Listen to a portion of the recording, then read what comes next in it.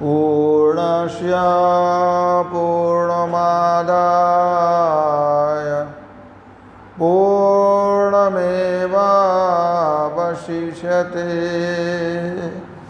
ईशावास्यमिदं सर्वं यत्किञ्च जगत्यां जगत् तेन तत्त्वेन भुञ्जीथा मा गृध कस्य कुर्वन्नेवेह कर्माणि जिजीविषेच्छतं समः एवं त्वयि नान्यते तोऽस्ति न कर्म लिप्यते नरे। असुरयानां ते लोका अन्धेन तमसावृता तांस्ते प्रेत्याभिगच्छन्ति एके चात्महनो जनाः। अनेजदेकं मनसा जवीयो नैना देवा आप्रुवन् पूर्वमर्षत् तद्धावतन्यानतेति तिष्ठत् तस्मिन्नपो मातरिष्वा ददाति।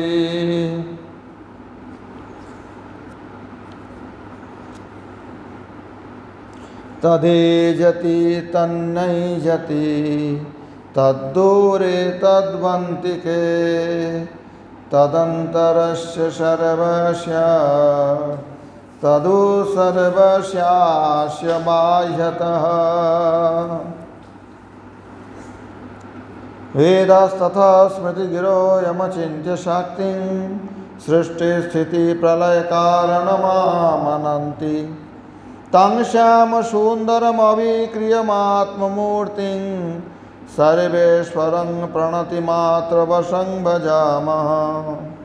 तद् एजति तन्न एजति तद्दूरे तद्वन्तिके। এই মন্ত্রটা হয়েছে আজকে হবে তো, এর আগেরটা হয়ে গেছে। এটা হচ্ছে ঈশোপনিষদের পঞ্চম সংখ্যক মন্ত্র, পঞ্চম মন্ত্র। যেটা বঙ্গলাচরণ সেটা মন্ত্রের মধ্যে আসছে না, ঈশাবাস্য থেকে শুরু হচ্ছে। যিশুর পঞ্চম মন্ত্র এটা। বিরুদ্ধ ধর্মগুলির সত্ত্বা পরব্রহ্মে দেখাইতেছেন তদ এজতি, অর্থাৎ সেই বস্তু, সেই আত্মতত্ত্ব। এজতি মানে চলন স্বভাব, অর্থাৎ গতিশীল। আবার তন্ন এজতি, সেই ব্রহ্মবস্তু স্বস্বরূপে চলন স্বভাব নয়, স্থির। তদ দূরে, সেই ব্রহ্ম অতি দূর দেশে বর্তমান, যেহেতু অজ্ঞ ব্যক্তিদের তাহা অপ্রাপ্য। উ আবার তদ, সেই ব্রহ্ম অন্তিকে, যেন কত নিকটে, কারণ বিজ্ঞদিগের হৃদয়ে তিনি প্রকাশমান। তৎ অস্য সর্বস্ব, তিনি এই পরিদৃশ্যমান সমস্ত জগতের অন্তা, অভ্যন্তরে স্থিত। তৎ উ অন্তঃ, অভ্যন্তরে স্থিত। তৎ উ আবার তিনি অস্য সর্বস্ব বাহ্যত, এই সকল বস্তুর বাহিরে আকাশের মতো ব্যাপিয়া আবরণ হইয়াছেন। श्रीमद् भक्तिविनोद ठाकुर कृत वेदार्क दीधिति तदेजति तत् आत्मतत्वं एजति चलति। तदेजति तत् आत्मतत्वं एजति चलति।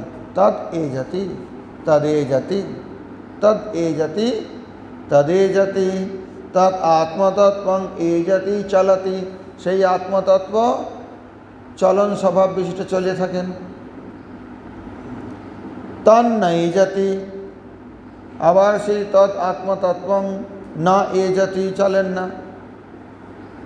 তদ দূরে বর্ততে তদ্বন্তিকে তদু অন্তিকে বর্ততে। তদু ইকো জণচি সূত্র অনুযায়ী ওয়া হয়ে গেছে, তদ্বন্তিকে তদু অন্তিকে। তদু তৎ অস্য বিশ্বস্য সর্বস্য। তদ্বন্তিকে, তদু অন্তিকে, তৎ উ অন্তিকে। উ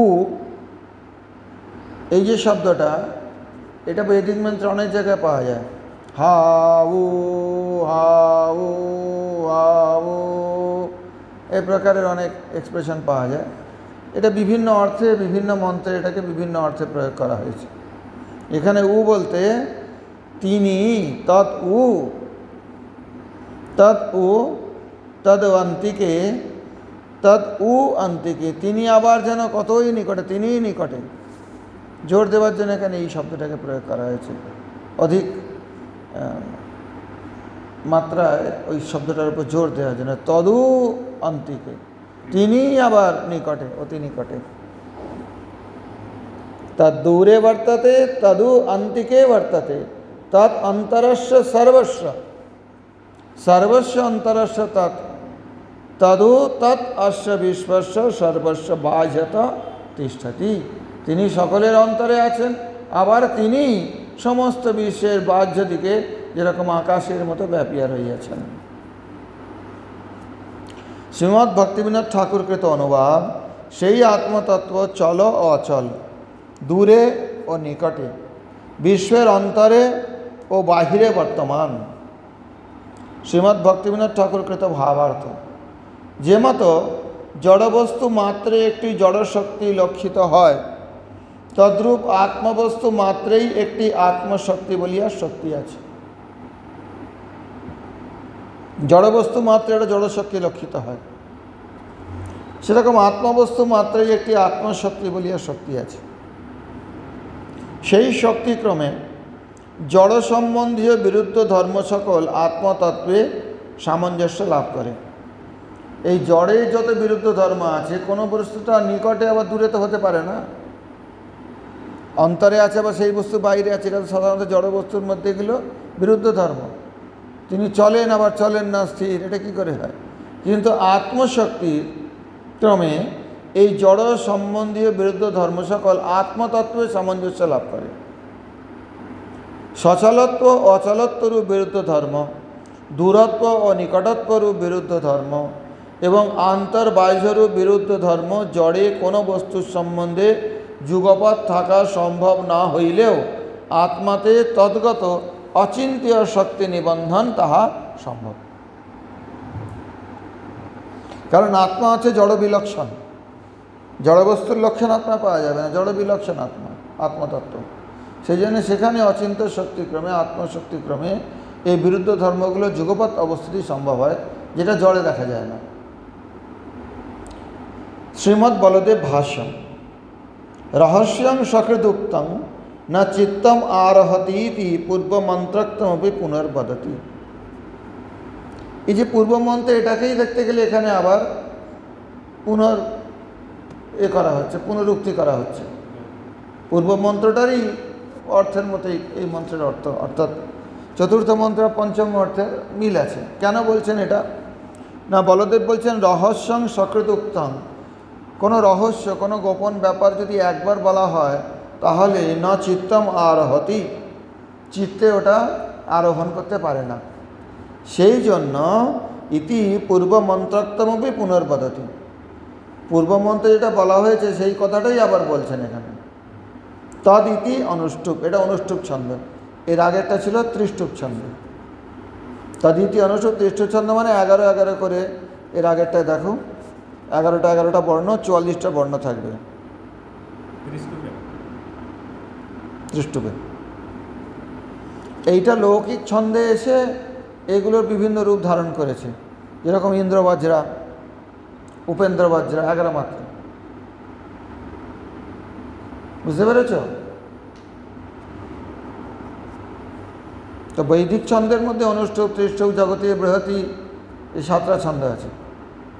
তাই থেকে অজস্র লৌকিক ছন্দ তৈরি হয়েছে। তো এই ত্রিষ্টুপ ছন্দে 11টা করে, দেখো 44টা টোটাল থাকবে মূল কুল। আর এই অনুষ্টুপ ছন্দে থাকবে 16টা, 8টার পরে জ্যোতি, এখানে 11টার পরে জ্যোতি, ত্রিষ্টুপে, অনুষ্টুপে। যেগুলো প্রয়োজন সেগুলো জেনে রাখো, যে ছন্দগুলো আসছে, নাহলে অত জেনে কী করবে। এতে আটটার পরে যতি থাকে অনুষ্ঠুপ ছন্দে। গীতা প্রায় অনুষ্ঠুপ ছন্দ, অনুষ্ঠুপ ছন্দের প্রয়োগ খুব বেশি দেখা যায় সব গ্রন্থে। আটটা করে 16টা, 16 দুগুণে 32টা অক্ষর থাকবে। তদ এ জাতি তদ ইতি অনুষ্ঠুপ তৎ প্রকৃতম আত্মতত্ত্ব, সেই তদ্বস্তু অর্থাৎ সেই প্রকৃত আত্মতত্ত্ব এ জাতি চলতি তদেব ন এ জাতি, আবার সেই আত্মতত্ত্বই আবার চলে না, ন এ জাতি স্বত নৈব চলতি অচলমেব সৎ মূঢ় দৃষ্টিয়া চলতি এব ইত্যর্থ। অচল হলেও মূঢ় দৃষ্টির দ্বারা মনে হয় যেন চলছেন। ইয়াদবা নৈজতি নৈজয়তি সদাচারণ, অর্থাৎ তিনি তার সদাচার থেকে কখনো সরে যান না, বিচলিত হন না। সদাচারটা কি? সেই তদ্বস্তু ব্রহ্মবস্তু, তিনি তার আচার থেকে, সদাচার থেকে কখনো বিচলিত হন না, চলেন না, সেই অর্থে তন্নৈজতি।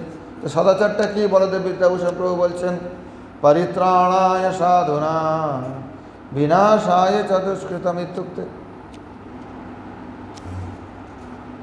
সর্বধর্মান পরিত্যজ্য মামেকং শরণং ব্রজ ইত্যাদি যে কথাগুলো উনি বলেছেন, পরিত্রাণায় সাধুনা সম্ভবামি যুগে যুগে, সদাচার, তার সদাচার থেকে তিনি কখনো বিচলিত হন না।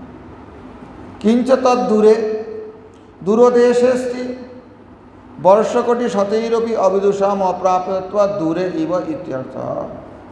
বলছেন অনেক দূরে আছে। কেন? বলছে কোটি বৎসর ধরেও যদি কেউ অবিদুষ, মানে আত্মতত্ত্বকে না জানে, এই অবিদুষ, অবিপশ্চিত, এই শব্দগুলো বেদান্তে প্রায়ই ব্যবহার করা হয়েছে। বিপশ্চিত, বিপশ্চিত বলতে সাধারণ অর্থে জ্ঞানী, কিন্তু এখানে জ্ঞানী বলতে ওই বই পড়া জ্ঞানী বা ওই ধরনের নয়, যিনি ব্রহ্মকে জানেন। বিপশ্চিত তিনি বিদুষ।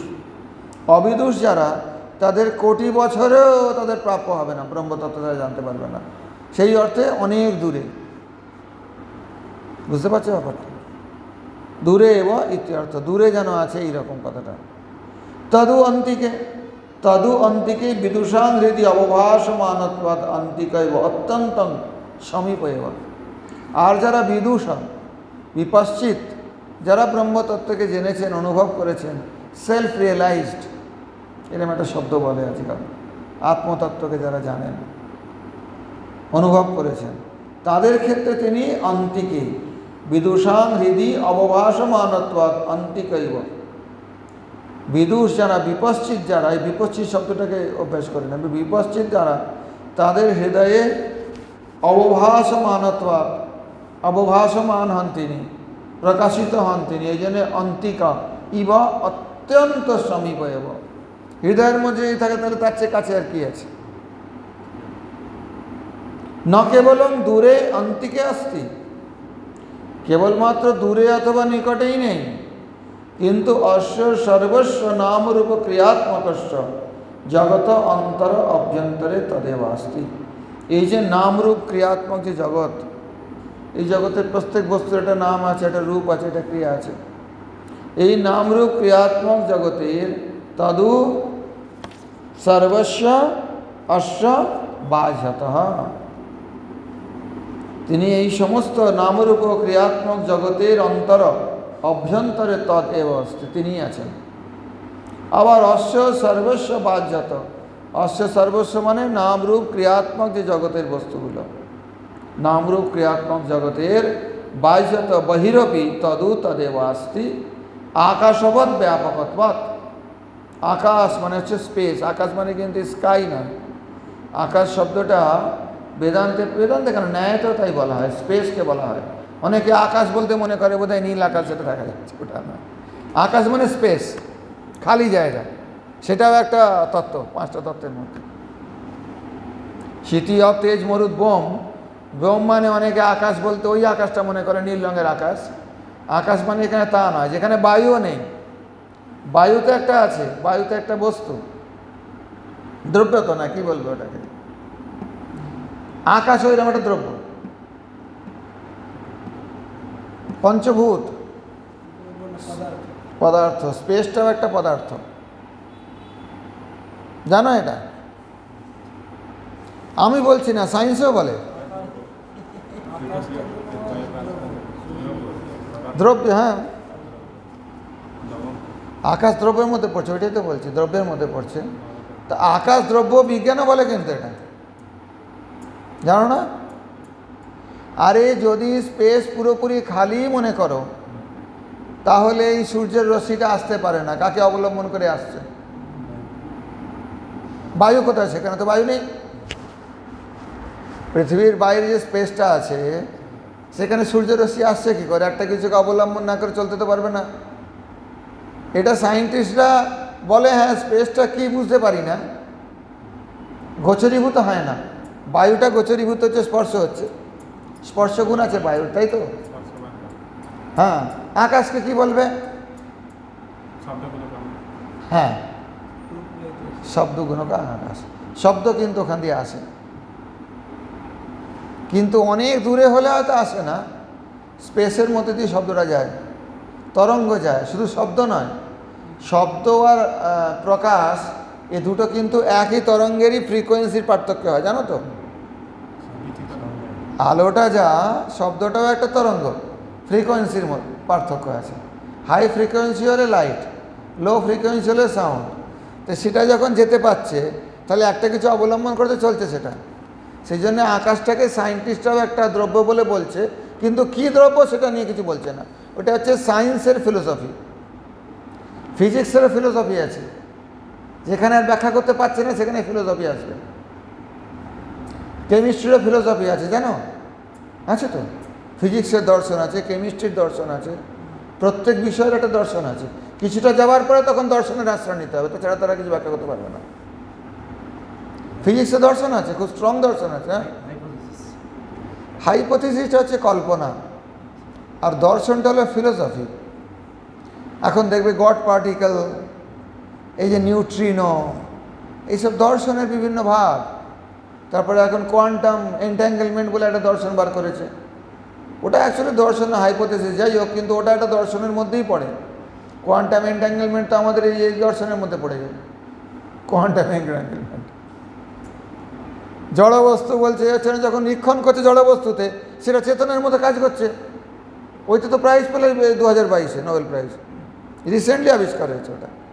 তো সেই জন্য ফিজিক্সের একটা দর্শন আছে, একটা লিমিট অবধি গিয়ে তারপর দর্শনেতেই যেটা আছে, সেটা কোনো উপায়। ফিজিক্স, কেমিস্ট্রি, ম্যাথ, বায়োলজি প্রত্যেকের দর্শন আছে, ফিলোসফি আছে। যাই হোক, তো আকাশ যে একটা দ্রব্য, সেটা কিন্তু ফিজিক্সের দর্শনেও বলা হচ্ছে কি না? স্পেসটাকে একটা দ্রব্য বলছে তারা, কী রকম সেটা জানা নেই, কিন্তু একটা দ্রব্য। নাহলে তরঙ্গগুলো সেখান দিয়ে যেতে পারে না।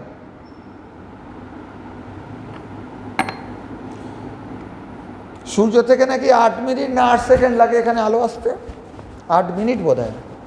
হ্যাঁ, সূর্য থেকে যে আলোর রশ্মিটা আসছে পৃথিবী অবধি আসতে 8 মিনিট লাগে, কিন্তু আসছে তো একটা তরঙ্গের ভাবে, 8 মিনিট। আরও অন্যান্য তারাগুলো আরও দূরে আছে, সেখান থেকে তো কয়েক বছর লেগে যায়, কয়েক আলোকবর্ষ দূরে তারা আছে।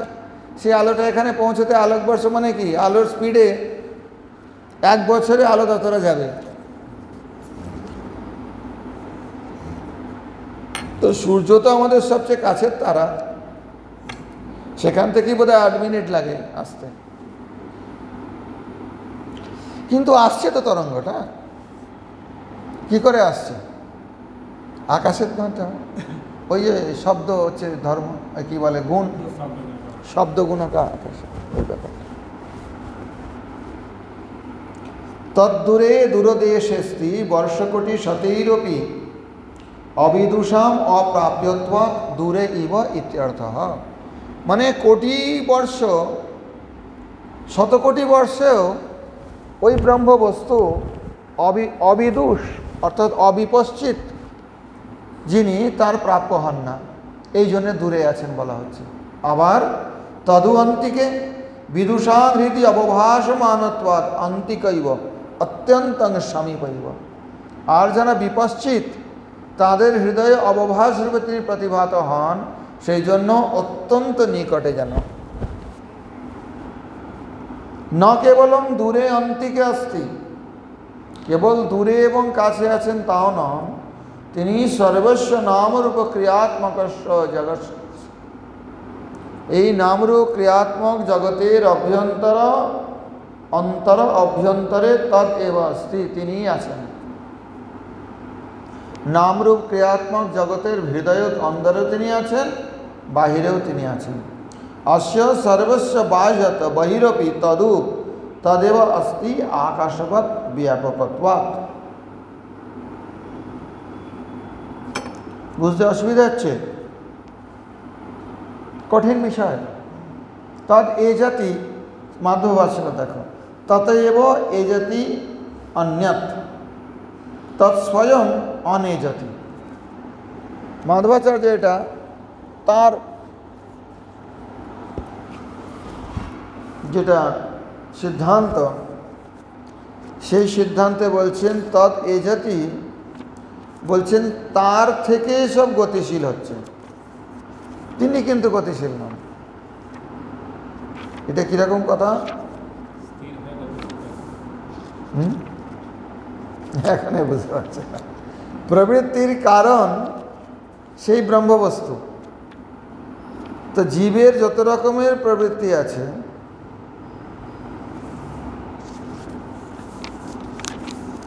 জীবের যত রকমের প্রবৃত্তি আছে, ভালো মন্দ সব তার থেকে আসছে। এই মাধব সিদ্ধান্তটা অন্যান্য চাইতে একটা রেভলিউশনারি, মানে বৈপ্লবিক মতো। যদি পুরো বিস্তারিতভাবে পড়ো তাহলে জানতে পারবে। প্রত্যেক ব্যক্তির যে ইন্ডিভিজুয়ালিটি, ব্যক্তিত্ব, সেটা বলছেন তার মধ্যে আছে স্বরূপত। ভগবান তাহলে কি করছেন? বলছেন বদলাবেন না। কেন বদলাবেন?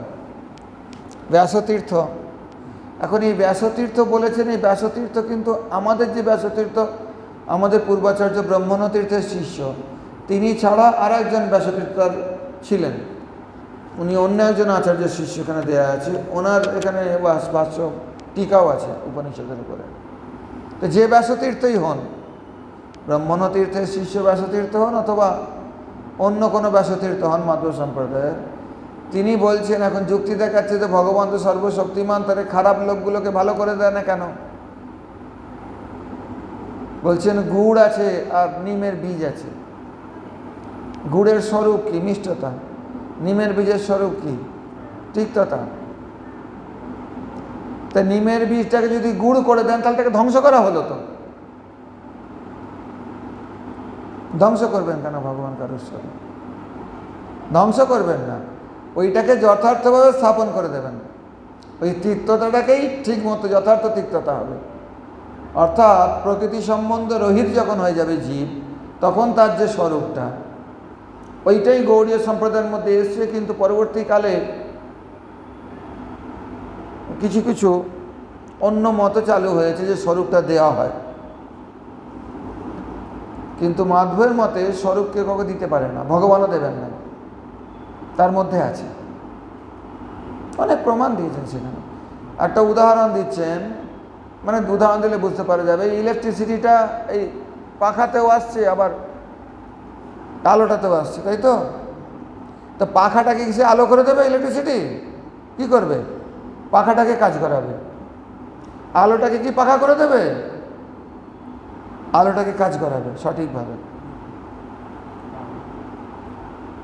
পাখাটাকে তো আলো করে দেবে না ইলেকট্রিসিটি। একই ইলেকট্রিসিটি তো, একই ভগবান তো, একই ব্রহ্ম, যে কথাই বলো, তার শক্তি। কিন্তু সে এসে যার যে স্বরূপ, সেই স্বরূপটাকে যথার্থভাবে প্রতিষ্ঠিত করিয়ে দেবে।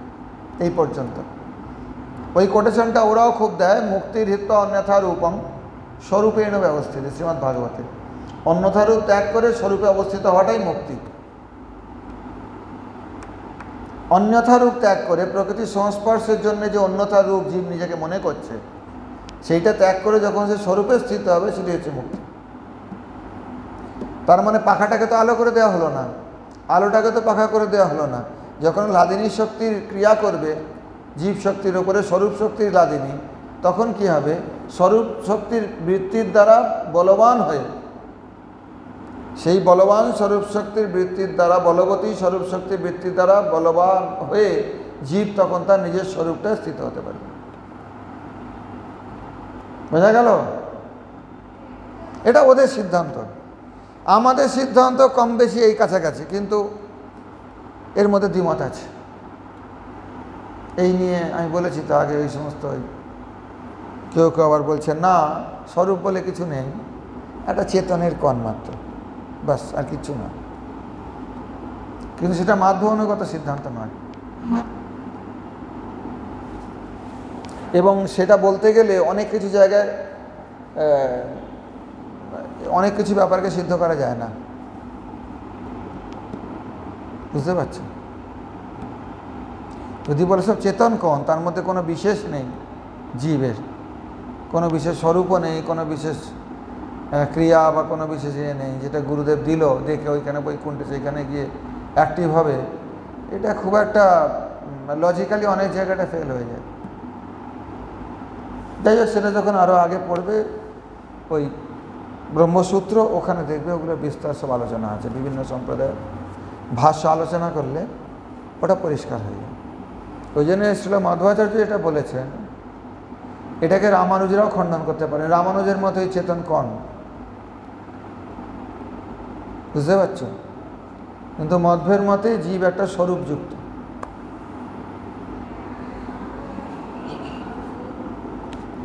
তো এখানে তদ এজতি তন্নেজতি তদ্দূরে তদ্বন্তিকে তদন্তরস্য সর্বস্ব তদু সর্বস্যাস্য বাজতঃ।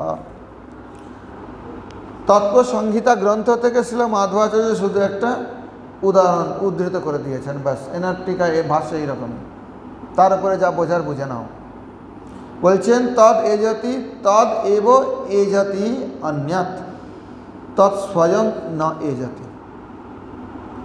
তদ এব এজতি অন্যত তৎ স্বয়ং ন এজতি, এটা মাধ্বাচার্যের নিজের কথা।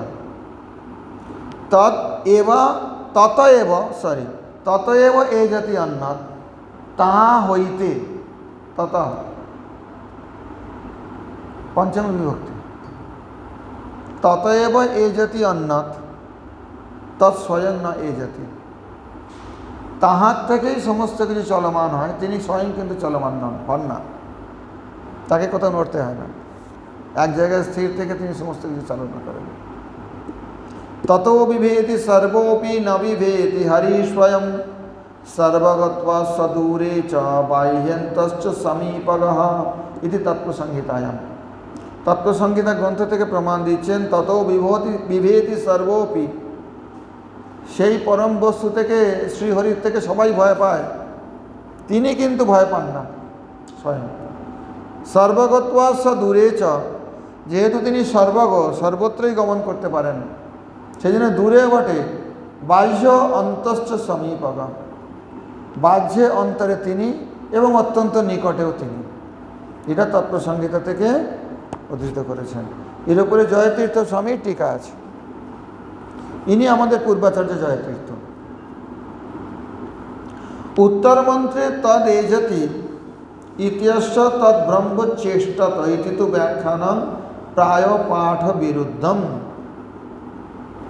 বলতেন তদ এজতি, এই মন্ত্রে তদ ব্রহ্মচেষ্টত, সেই ব্রহ্মা চলমান মানে কিছু ক্রিয়া করেন, চেষ্টা করেন, এই ব্যাখ্যাটা প্রায় পাঠ বিরুদ্ধম। কেন? অতঃ তদ বিভেতি ইতি অন্যতা প্রতীতি সত্য নিরাশায়া তদ ইতি। তাহলে তিনি চেষ্টা করেন না, তাহলে তিনি কি ভয় পান, কাঁপেন? বলছেন না, তাও তো নয়। ব্রহ্ম সেই তদ্বস্তু কাউকে ভয় পান, এটাও বলা যাবে না। অতঃ তদ বিভেতি ইতি অন্যথা প্রতীতি সত্য নিরাশায়া তদ ইতি। তদ ইত্যপ অব্যয়ম, তদ ইতি অব্যয়ম। পঞ্চমী অর্থে চ ইদম অঙ্গীক্রিয়তে, পঞ্চমী অর্থে এটাকে অঙ্গীকার করা, স্বীকার করা যাবে। তর্হে জনস্য কিং কর্তৃ,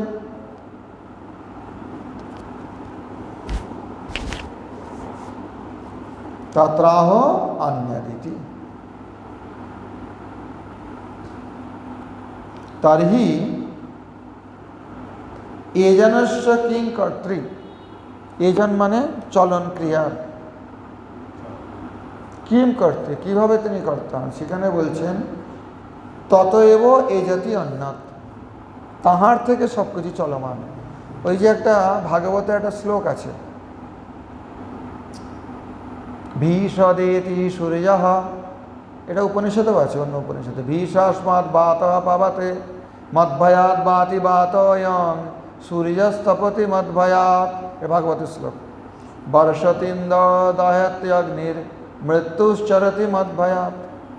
কপিলদেব ভগবানের উপাখ্যানে খুব সম্ভব তৃতীয় স্কন্ধে ভগবান বলছেন যে আমার ভয়ে সূর্য তাপ দেয়, আমার ভয়ে ইন্দ্র বর্ষা করে, মদ্ভয়াৎ, আমার ভয় থেকে এটা চলমান হয়। তার মানে কি, ভগবান যে চালাচ্ছেন, ওই তত্ত্বসংহিতাতে কথাটা ওইটাই, তত বিভেতি সর্বপি, সকলেও তার থেকে ভয় পেলেও শ্রীহরি কিন্তু কারোর থেকে ভয় পান না। মদ্ভয়াৎ বাতি বাতয়ং, আমার ভয়েতেই বায়ু প্রবাহিত হয়, সূর্যস্তপতি মদ্ভয়াৎ, সূর্য আমার ভয়ে তাপ দেয়, মানে আমার শাসনাধীন। ভয়ে মানে কি, না হলে আমি শাসন করব। বর্ষতিন্দ দহত্যি অগ্নির, ইন্দ্র বর্ষা করে আমার ভয়ে, অগ্নি দহন করে আমার ভয়ে। মৃত্যুশ্চরতি মদ্ভয়াৎ, এই জগতে যে মৃত্যু প্রত্যেকটা লোকে নিয়ে যাচ্ছে, প্রত্যেকটা জীবকে, সেও আমার ভয়েই চলমান। ওই কথাটা এখানে তত্ত্বসংহিতা থেকে কি হলো, বল না কি ব্যাপার, बताओ। हाँ এই ततो विभेति सर्वोपि न विभेति हरि स्वयं सर्वगत्वास्य दूरे च बाह्यन्तश्च समीपगः।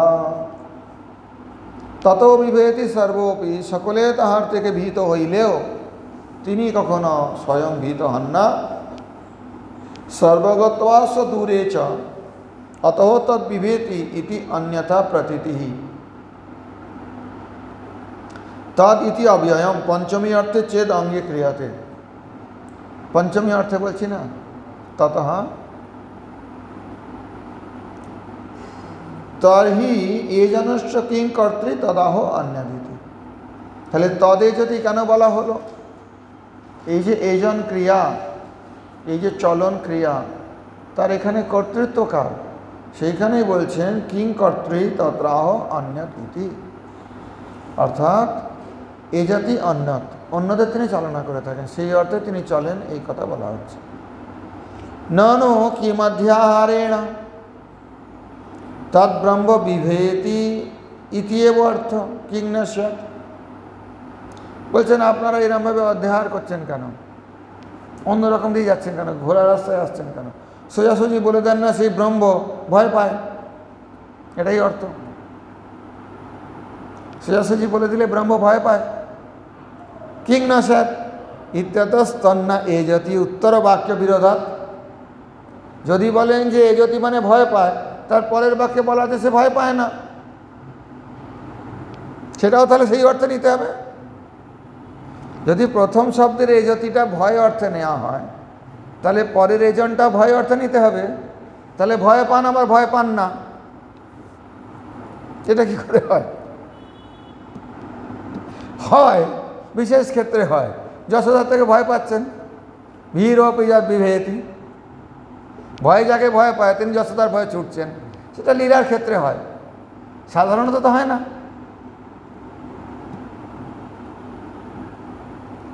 এখানে তো সব শান্ত রসের ব্যাপার, উপনিষদে তো ওই বাৎসল্য রস মধুর রস হিসাবে বিশেষ ব্যাপার নেই, প্রভুপাদ বলেছেন এটা শান্ত রসের ব্যাখ্যান বেশি।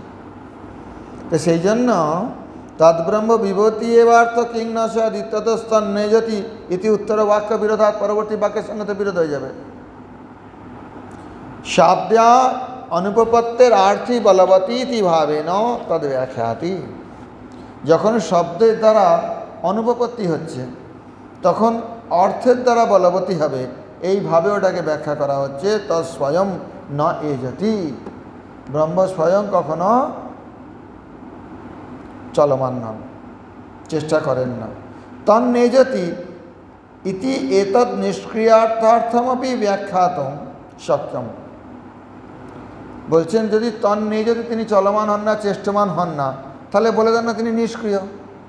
ব্রহ্ম নিষ্ক্রিয় অর্থ হতে আসে ইত্যত মন্ত্রার্থে সমাখ্যামাহ, সেই মন্ত্রার্থে আবার সম্যক রূপে আখ্যাত করছেন তত বিভেদি সর্ববিদ ততএব এই জাতি অন্যত দূরে সমীপতশ্চ বাহ্যে অন্তশ্চ ইতি ইয়ম। তিনি দূরে আছেন, তিনি সমীপে আছেন, তিনি বাহ্যে আছেন, তিনি অন্তরে আছেন।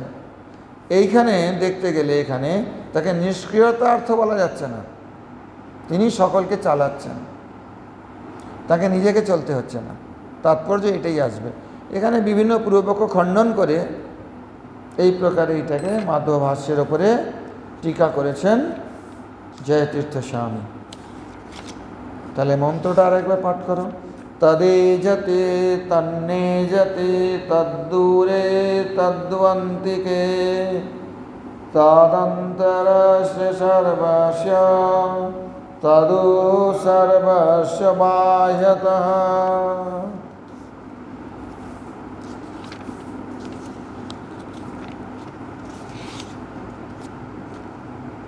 यस्तु सर्वाणि भूतानि आत्मन्येवानुपश्यति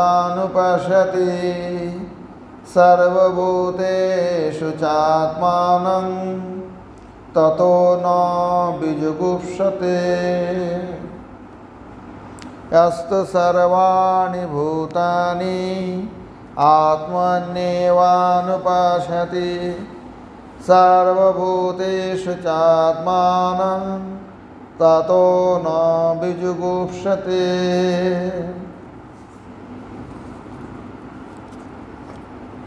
যেটা হচ্ছে ষষ্ঠ মন্ত্র, 18টা মন্ত্র আছে।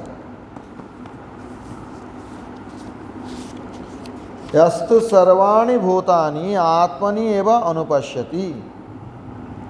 অতঃপর উপাসনা প্রকার বলিতেছেন। তাহলে ব্রহ্মের স্বরূপ বললেন আগে এই দুটো মন্ত্রে। এগুলো সব খুলে গেছে, মহা মুশকিল। তারা ব্রহ্মের স্বরূপ বর্ণনের পরে এবার ব্রহ্মের উপাসনা প্রকার বলিতেছেন। কি প্রকারে তার উপাসনা করতে হবে? ইহা অধিকারিতু সর্বাণি ভূতানি, যিনি অধিকারী তিনি কিন্তু প্রকৃতি হইতে আরম্ভ করিয়া স্থাবর পর্যন্ত চেতন অচেতন সমস্ত বস্তু আত্মনি এব অনুপশ্যতি, ব্রহ্মেই অধিষ্ঠিত বা ব্রহ্মেই আশ্রিত, এই প্রকারে দর্শন করেন।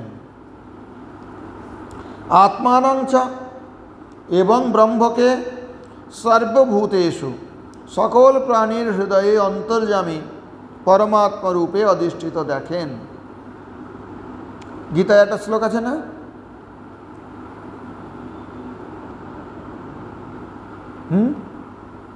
এখনো বাচ্চা দেখাচ্ছে, বলো শ্লোকটা দেখি। এইরকমই শ্লোক আছে এই অর্থে। সর্বভূতেষু, হ্যাঁ,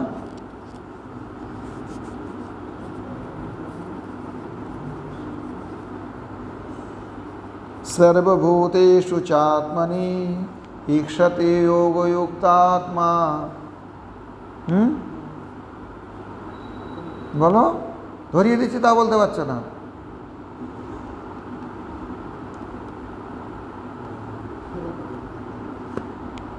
सर्वत्र समदर्शनः यो मां पश्यति सर्वत्र सर्वं च मयि पश्यति तस्याहं न प्रणश्यामि स च मे न प्रणश्यति।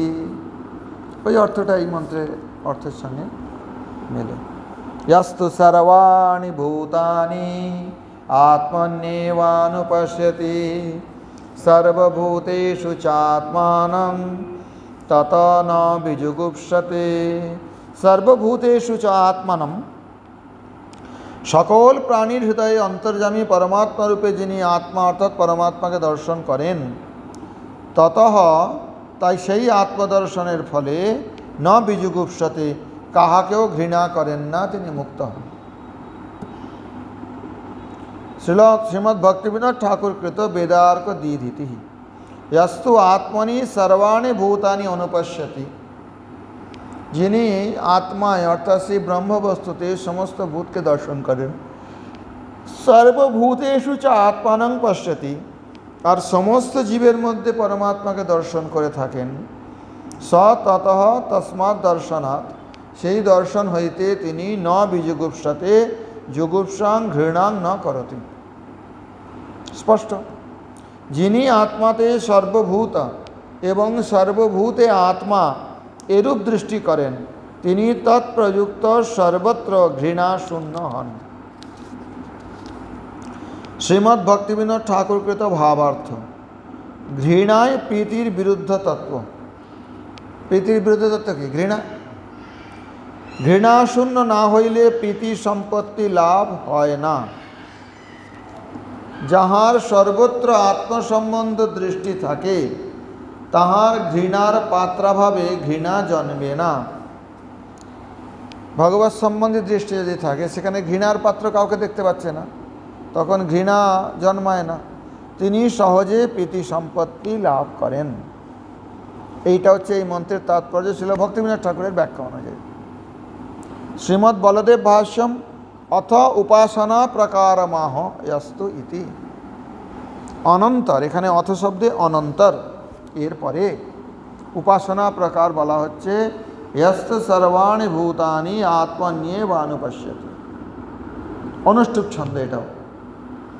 यह पुनरधिकारी, যিনি অধিকারী, सर्वाणि भूतानि, उत्तम अधिकारी এখানে ধরতে হবে। কেন? सर्वभूतेषु यः पश्येत् भगवद्भावमात्मनः भूतानि भगवते आत्मनि एष भागवतोत्तम। श्रीमद्भागवते যিনি অধিকারী, यः पुनरधिकारी सर्वाणि भूतानि अव्यक्तादि स्थावरान्तानि चेतन अचेतनानि आत्मन् आत्मनि एव अनुपश्यति ब्रह्मणि एव सर्वाणि भूतानि स्थितानि इति जानाति आत्मानं ब्रह्म च सर्वभूतेषु अनुपश्यति ततस्तस्मात् दर्शनात् न विजुगुप्सते जुगुप्सां नाप्नोति मुक्त भवति इति अर्थः। अर्थात যিনি অধিকারী সমস্ত ভূত অর্থাৎ অব্যক্ত থেকে শুরু করে স্থাবর পর্যন্ত চেতন অচেতন আদি সমস্ত বস্তুর মধ্যে আত্মনি এবং অনুপশ্যতি, তাদের ব্রহ্মেই স্থিত দেখেন, এবং ব্রহ্মণি এব সর্বাণি ভূতানি স্থিতানি ইতি জানাতি, আর সেই ব্রহ্মেই সমস্ত ভূত আছে স্থিত, সেটা যিনি জানেন। আত্মানাং ব্রহ্মচা সর্বভূতেষু অনুপশ্যতি, আবার সেই ব্রহ্মকে সমস্ত ভূতের মধ্যে জীবের মধ্যে দেখতে পান। ততস্তস্মাৎ দর্শনাৎ, এই দর্শন থেকে তিনি কখনো বিজুগুপ্সাতে জুগুপ্সাম নাপ্নতি, তিনি কখনো ঘৃণা পান না। মুক্ত ভবতি ইত্যর্থ, অর্থাৎ তিনি মুক্ত হন। মাধ্বভাষ্যে বলছেন সর্বগং পরমাত্মানং সর্বঞ্চ পরমাত্মনি यः पश्येत् स भयाभावान्नात्मानं वक्तुमिच्छति इति শৌকরায়ণ শ্রুতি। শৌকরায়ণ শ্রুতি থেকে শ্রীল মাধ্বাচার্য উদ্ধৃত করেছেন এটা। এখানে বলছেন সর্বগং পরমাত্মানং সর্বং চ পরমাত্মনি यः पश्येत् स भयाभावान्नात्मानं गोप्तुमिच्छति। ওখানে একটা পাঠটা অন্য করা আছে, ইতি শৌকরায়ণ শ্রুতি। অর্থাৎ সর্বগং পরমাত্মানং, সর্বগামী পরমাত্মাকে, সর্বং চ পরমাত্মনি, আর সমস্ত বস্তুকেই সেই পরমাত্মাতে, সপ্তমী বিভক্তি, প্রথমে একটা দ্বিতীয়া, তারপর একটা সপ্তমী। সর্বগং পরমাত্মানং সর্বং চ পরমাত্মনি यः पश्येत्, যিনি দর্শন করে থাকেন, সভয়াভাবা, তিনি ভয়ের অভাবে, না আত্মানাং গোপ্তম ইচ্ছতি, আত্মাকে গোপ্ত মানে এখানে রক্ষা করা, তার চেষ্টা করেন না। ইতি শৌকরায়ণ শ্রুতি। সমস্ত যদি ভগবানের, সব জায়গায় যদি ভগবান ব্যাপ্ত আছেন, ভগবানের যদি সর্বদা, ভয় কিসের আমার? এটা উপাসনা পদ্ধতি, বুঝতে পারছো না? পরমহংস ব্যক্তিরা এইভাবে দেখেন তো, গৌরকিশোর বাবাজি মাঝে এই প্রকারে দর্শন করতেন জগৎটাকে, কৃষ্ণ সম্বন্ধে। এর উপরে জয়তীর্থ স্বামীর টিকাটা এখন চর্চা করব। তদ্দূরে তদ্বন্তিকে ইত্যাদৌ পরমেশ্বরস্য সর্বভূতাশ্রয়তয়া, যেহেতু পরমেশ্বর সমস্ত জীবের আশ্রয়, সেই জন্য সর্বভূত গতত্বম উক্তম, তিনি সর্বভূতেই গমন করে থাকেন। কি হলো এই কথা বলা হয়েছে। তজ্জ্ঞানফলম, তজ্জ্ঞানফলম, এইটা জানার ফল কি? यस्तो सर्वाणि भूतानि आत्मन्येवानुपश्यति, এটা বলছেন। যখন ব্রহ্মকে জানা যাবে পূর্বোক্ত মন্ত্র অনুযায়ী সর্বত্র, তখন তার জ্ঞানের ফল কি হবে? शांति से सुनो ना, क्या बात हो गया। तत्र जीवस्य सर्वभूतात्मकत्वम् उच्यते इति अपव्याख्यान निराशाय मंत्रं श्रुत्वा व्याचष्टे। अपव्याख्याও এর হয়, অদ্বৈতবাদী বিভিন্ন প্রকার অন্যান্য মত, তারা কি বলে? জীবস্য সর্বভূতাত্মকত্ব, ওই এক জীববাদ এসে যায়। যখন ব্রহ্ম দেখছি, আমি তো স্বপ্ন দেখছি, এইসব আমি হয়েছি, তাহলে জীবের সর্বত্র হয়ে গেল। বলছেন এটা অপব্যাখ্যা। নিরাশায় মন্ত্রং শ্রুত্বা ব্যাচষ্টে, এই মন্ত্র শুনে মাধবাচার্য এই ভাষ্যে এইটা উদ্ধৃত করে দিয়েছেন। শৌকরায়ণ শ্রুতি সর্বগম ইতি সর্বগং পরমাত্মানম ইতি সর্বভূতেষু চ আত্মানম ইত্যস্য অর্থঃ। সর্বভূতেষু চ আত্মানম, এটা সর্বগং পরমাত্মানম শৌকরায়ণ শ্রুতি অনুযায়ী। সর্বং সর্বত্রং গচ্ছতি ইতি সর্বগম, সর্বভূতেষু চ আত্মানম ইত্যস্য অর্থঃ। সর্বং চ পরমাত্মনি ইতি পূর্বার্ধস্য, সর্বং চ পরমাত্মনি। ভয়াভাবাদিতি তত ন বিজুগুপ্সতে, ভয়ের অভাবের জন্য তিনি সেখান থেকে কখনো ঘৃণা প্রাপ্ত হন না। তত ন বিজুগুপ্সতে ইত্যেতদ্ ব্যাখ্যানস্য নাত্মানং গোপ্তুম ইচ্ছতি ইত্যস্য উপপাদনম। আত্মানং ন গোপ্তুম ইচ্ছতি, সভয়াভাবান ন আত্মানং গোপ্তুম ইচ্ছতি। অভেদার্থতায়াং সপ্তমী অনুপপত্তিশ্চ, বলছেন এটা যদি অভেদার্থে অদ্বৈতবাদীরা বলে থাকেন, তাহলে এখানে সপ্তমী অনুপপত্তি হয়ে যায়। সপ্তমী বিভক্তি কেন প্রয়োগ হয়েছে?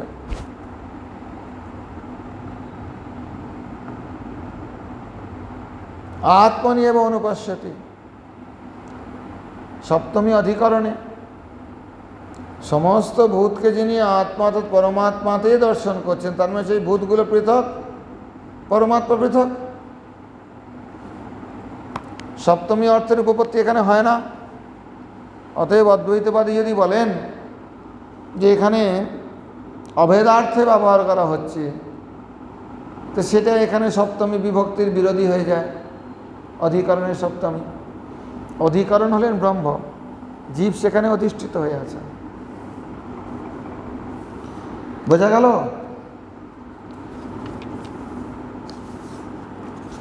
यस्तु सर्वाणि भूतानि आत्मन्येवानुपश्यति सर्वभूतेषु चात्मानं ततो न विजुगुप्सते।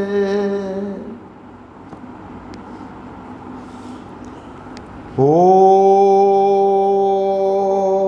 पूर्णमदः पूर्णमिदं पूर्णात् पूर्णमुदच्यते पूर्णस्य पूर्णमादाय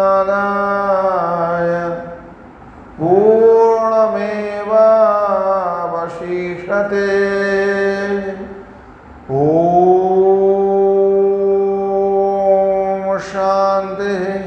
शांति शांति हरि ओम। अरे